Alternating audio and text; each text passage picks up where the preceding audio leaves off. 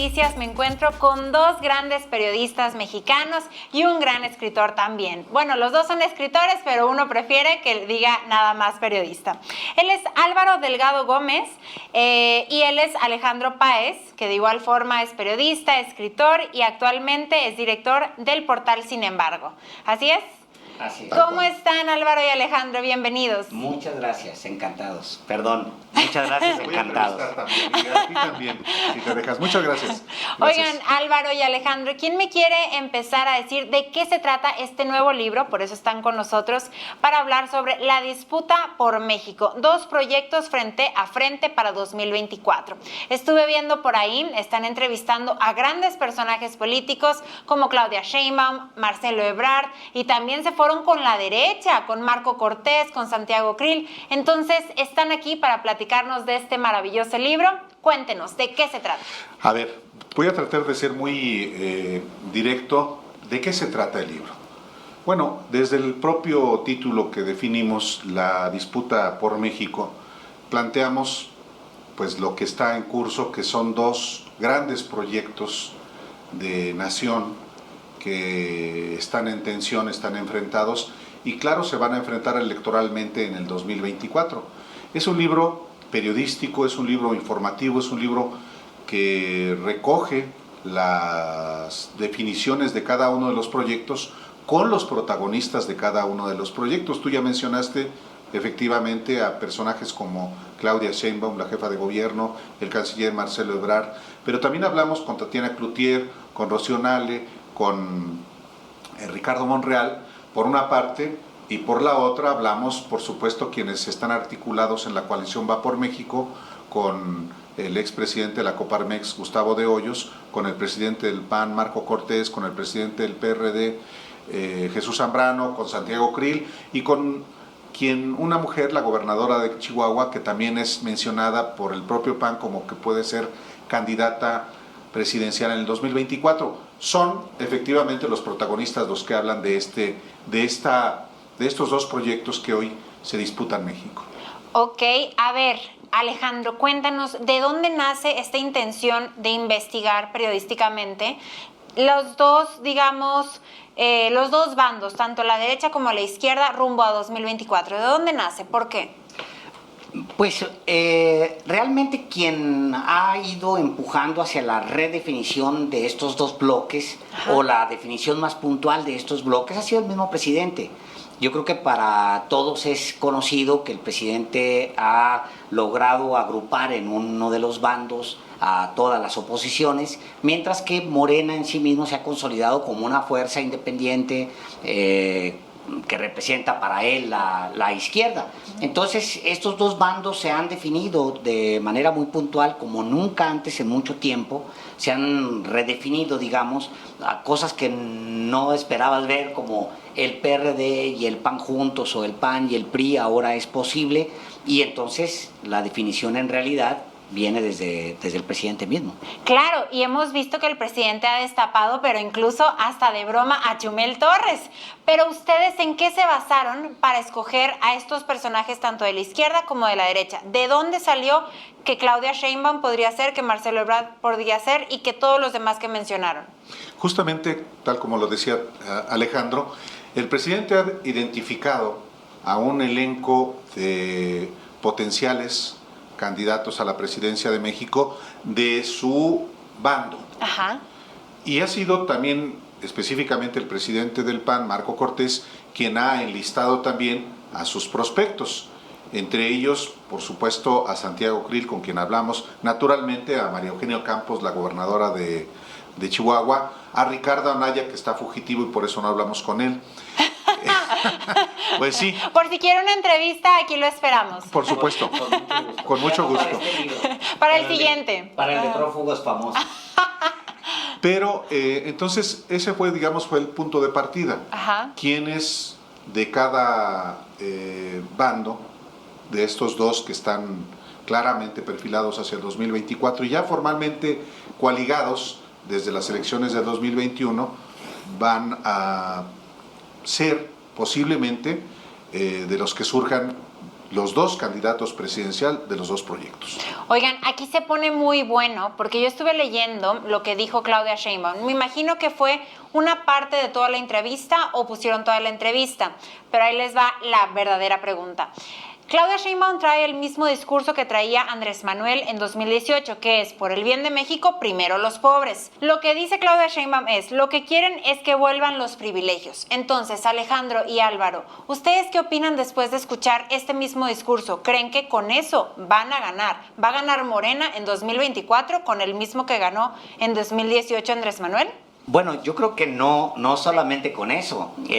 Morena se va a convertir en una fuerza, es una fuerza emergente, es el partido posiblemente más exitoso y más joven de América Latina, va a tener posiblemente para 2023 pues casi cerca de las 27 gubernaturas, junto con aliados. Entonces, pues obviamente han venido trabajando el territorio y han venido afinando también un discurso. Nunca va a haber un discurso parecido al de Andrés Manuel López Obrador, porque es un discurso muy trabajado y es un líder que ha puesto, digamos, los puntos sobre las íes a este movimiento, al López Obradorismo. Claudia Sheinbaum tiene su propia idea, pero al final se trata de una interpretación del López Obradorismo, que me parece que ella, el ejercicio de gobernar la Ciudad de México le va a dejar lecciones que ella va a tener que explotar en el futuro inmediato, si es que es la candidata, todavía falta que lo sea. Excelente. Y por otro lado, en la derecha, Álvaro, cuéntanos un poco de qué descubrieron, porque se dice que en México pues no hay realmente una oposición fuerte. Sí, hay hoy una oposición, es una oposición que precisamente para ser fuerte se ha articulado. Es insólito lo que ocurrió en las elecciones de 2021, cuando el Partido Acción Nacional se une a su enemigo histórico, el PRI, y se incorpora también otro partido tradicional como el PRD. Por supuesto, ¿por qué se unen? Justamente para potenciar sus capacidades, para articular un bloque que pueda ser capaz de enfrentar al partido hegemónico, en el partido en el que se ha convertido Morena y que se convirtió desde 2018. Y claro que tiene su propio proyecto, es un proyecto que ellos mismos en las conversaciones que tenemos, que se incluyen en el libro, definen. Entonces, sí, por todos los medios buscan estos tres partidos políticos convertirse en la alternativa ante la coalición que encabeza Morena y que tendrá una batalla fundamental en el 2024. Por supuesto que cada uno, tanto la izquierda como este proyecto de un claro sello patronal, definen cuáles son los planteamientos que le hacen a la sociedad. Ok, ¿y cuáles serían los cambios que se deberían de ver ahorita con Morena para que Morena se pudiera quedar en el poder? O sea, ¿ustedes creen que para 2024 los mexicanos, esos 30 millones que votaron por Andrés Manuel, sigan estando al pie del cañón con Morena o no? Pues es la pregunta de los 64,000. Es muy difícil saber, digamos, si el electorado va a llegar. Hay muchos factores que inciden. ¿Cómo qué? Pero, bueno, el desempeño de gobierno, sobre todo, es lo más importante. Tú votas por algo y quieres que eso se consolide. Me parece que los retos que ellos plantearon para 2018, muchos de ellos van a llegar casi intactos, intocados, porque es un país con muchas complejidades. Por ejemplo, ellos hablan de la pobreza. Sí. Morena habló mucho sobre el tema de la pobreza. Sí. Nadie había previsto que en medio se atravesara la peor crisis económica en un siglo, ni mucho menos una pandemia que encerró a todo el planeta. Sí. Nadie, digamos que no es una justificación, pero ellos van a poder argumentar que necesitan primero poner las bases y luego ir por los números muy puntuales. Está el tema de la inseguridad, está el tema del crecimiento, por supuesto. Son temas en donde Morena tiene que mostrar resultados o por lo menos dejar las bases para poder decir, pues bueno, en el siguiente tramo vamos a ir resolviendo, ¿no? Claro. Oye, Alejandro, aprovecho que tienes el micrófono y te quisiera preguntar, cuéntanos qué es lo que aprendiste o qué escuchaste de Marcelo Ebrard al decir que la oposición no ha entendido a Andrés Manuel. ¿Qué significa eso en el libro? Pues yo creo que Marcelo Ebrard lo entiende a lo mejor más que la mayoría y lo intenta explicarlo ahí. El presidente había dicho lo del aeropuerto, el Naim, él había dicho que lo iba a cancelar y que la opción era el aeropuerto Felipe Ángeles. Él había dicho que se iban a construir refinerías, él había hablado, pero nunca lo están escuchando, nunca lo escuchan. Tiene en sus libros publicado casi todo lo que viene haciendo y luego cuando lo hace, por ejemplo, a la reforma eléctrica, pues él lo había dicho. Sí. Él había dicho que era necesario fortalecer a la CFE, fortalecer a Pemex, está en sus libros. Los únicos que no entendieron fueron los de la oposición. Y yo creo que en eso, en no entenderlo, también viene mucho la explicación de la derrota. Ok. ¿Por qué los derrotan en el discurso y en las urnas? ¿Por qué los derrotan una y otra vez? Porque Ok. no han analizado a su enemigo, ¿no? Ok, excelente. Y ahora, Álvaro, te hago la misma pregunta, pero con la derecha. ¿Qué aprendiste tú de Marco Cortés, de Santiago Krill? ¿Qué enseñanza te dejaron en el libro? Es que yo quiero saber más de esto. Por supuesto que ante un adversario tan formidable, y utilizo esta palabra en términos de lo que los resultados electorales que ha obtenido Morena desde que es partido político, y sobre todo desde las dos elecciones, ya 3 elecciones federales en que he participado, 2015, 2018 y 2021. Era indispensable, necesario, urgente constituir una fuerza alternativa. ¿Será eficaz en 2024 la coalición del PRIAN? Ok. Ya lo veremos, porque en el 2021 no lo fue. Y no lo fue Se porque confiaron. lo que no les alcanzó, porque se unieron con un objetivo que no alcanzaron: quitarle a Morena y a sus aliados la mayoría simple en la Cámara de Diputados para controlar el presupuesto. No lo lograron y ese es un fracaso monumental. Están ahora perfilando la coalición para el 2024. ¿Van a ser capaces? Ya lo veremos. Pero si uno ve el discurso que manejan no solamente los presidentes del PAN y del PRD en este libro, sino también el expresidente de la Coparmex, Gustavo de Hoyos, que fue uno de quienes articuló esta coalición junto con Claudio X González, tampoco se ve mucha idea de qué es lo que le están planteando a la sociedad mexicana, a los mexicanos, para que vayan a votar. Hay una, digamos, idea muy superficial que tampoco necesariamente ha concitado muchas adhesiones de los ciudadanos. Ante una fuerza como la de Morena y sus aliados, tampoco la oposición, los partidos de oposición, han sido tan hábiles, astutos, inteligentes para poder articular una opción. Pero hablan, y eso es lo interesante también del libro, que son ellos los que finalmente desde el diagnóstico que hacen formulan planteamientos que a lo mejor no le pueden ser a lo mejor no son atendibles para un sector de la izquierda, pero que sí pueden ser muy atendibles para un sector de la sociedad que se identifica con la derecha. Ok, perfecto. También es importante mencionar el discurso que está trabajando Morena. Por ejemplo, lo del aeropuerto, pudimos ver que a los mexicanos nos dividen, ¿no?, entre chairos y fifís. Y se hace este discurso de clasismo, de racismo. ¿Qué piensan ustedes de todo esto que se ha hecho? Mira, no debería sorprendernos en realidad, porque México es así, es profundamente clasista y profundamente racista. A mí me gusta mucho contar, cuando yo llegué a la Ciudad de México, pues venía de Ciudad Juárez, que pues es otro tipo de sociedad, cómo las azoteas de la Ciudad de México estaban llenas de mujeres de piel café oscuro, mujeres más humildes, con rasgos indígenas, en fin, todas las azoteas. Ahora han disminuido eso, pero se destinaban justamente a las muchachas que ayudan, ¿no?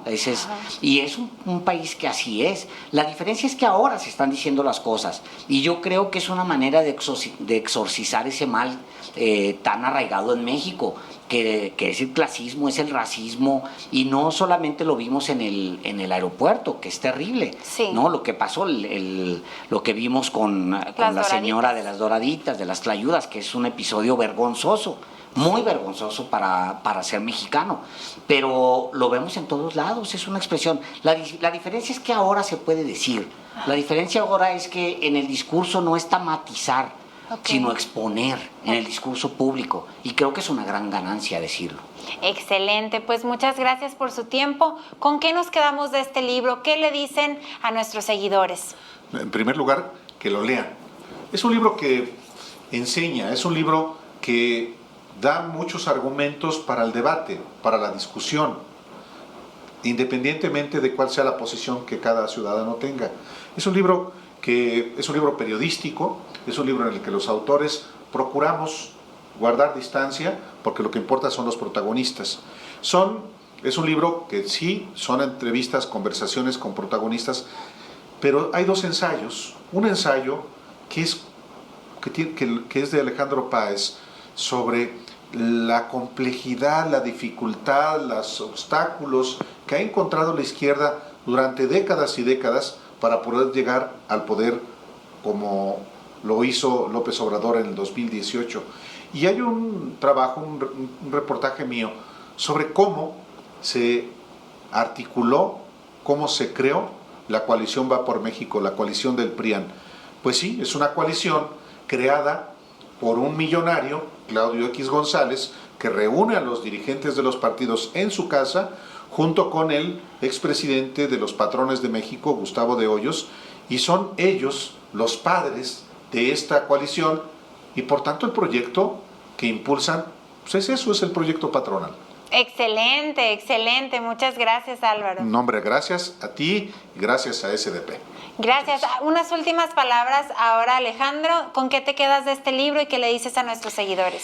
Bueno, la disputa por México no es algo de hoy, es algo que ha sucedido en México desde que México es México. Se ha dado esta gran disputa entre dos grandes bandos, como quieras llamarlos. Sí. Tú decías ahorita fifí, chairos, bueno, pueden ser conservadores y liberales, sí, o pueden ser izquierda y derecha, es una vieja disputa. Sí. Este es un capítulo que es importante, es un nuevo capítulo, una nueva edición de esta disputa por México, que al final va a definir en 2024 el siguiente rumbo de la nación. Excelente, pues muchas gracias por haber estado aquí. No sé si nos puedan compartir para nuestros oyentes de Spotify sus redes sociales, por favor. Seguro.